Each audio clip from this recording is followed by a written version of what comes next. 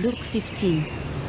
Now the tax collectors and sinners were all gathering around to hear Jesus, but the Pharisees and the teachers of the law muttered, "This man welcomes sinners and eats with them." Then Jesus told them this parable: "Suppose one of you has 100 sheep and loses one of them. Doesn't he leave the 99 in the open country and go after the lost sheep until he finds it? And when he finds it, he joyfully puts it on his shoulders and goes home. Then he calls his friends and neighbors together and says, 'Rejoice with me, I have found my lost sheep.' I tell you that in the same way there will be more rejoicing in heaven over one sinner who repents than over 99 righteous persons who do not need to repent. Or suppose a woman has 10 silver coins and loses one. Doesn't she light a lamp, sweep the house and search carefully until she finds it? And when she finds it, she calls her friends and neighbors together and says, 'Rejoice with me, I have found my lost coin.' In the same way, I tell you, there is rejoicing in the presence of the angels of God over one sinner who repents." Jesus continued, "There was a man who had 2 sons. The younger one said to his father, 'Father, give me my share of the estate.' So he divided his property between them.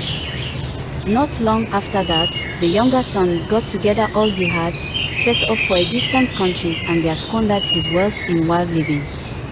After he had spent everything, there was a severe famine in that whole country, and he began to be in need. So he went and hired himself out to a citizen of that country, who sent him to his fields to feed pigs. He longed to fill his stomach with the pods that the pigs were eating, but no one gave him anything. When he came to his senses, he said, 'How many of my father's hired servants have food to spare, and here I am starving to death? I will set out and go back to my father and say to him, Father, I have sinned against heaven and against you. I am no longer worthy to be called your son, make me like one of your hired servants.' So he got up and went to his father. But while he was still a long way off, his father saw him and was filled with compassion for him. He ran to his son, threw his arms around him and kissed him.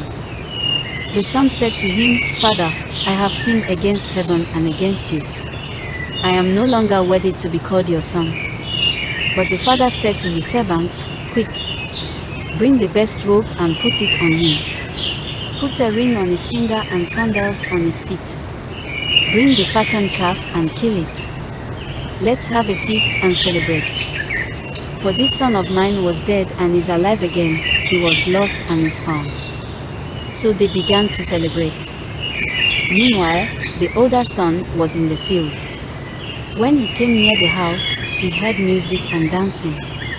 So he called one of the servants and asked him what was going on. 'Your brother has come,' he replied, 'and your father has killed the fattened calf because he has him back safe and sound.' The older brother became angry and refused to go in. So his father went out and pleaded with him. But he answered his father, 'Look, all these years I've been slaving for you and never disobeyed your orders. Yet you never gave me even a young goat so I could celebrate with my friends. But when this son of yours who has squandered your property with prostitutes comes home, you kill the fattened calf for him.' 'My son,' the father said, 'you are always with me, and everything I have is yours. But we had to celebrate and be glad, because this brother of yours was dead and is alive again, he was lost and is found.'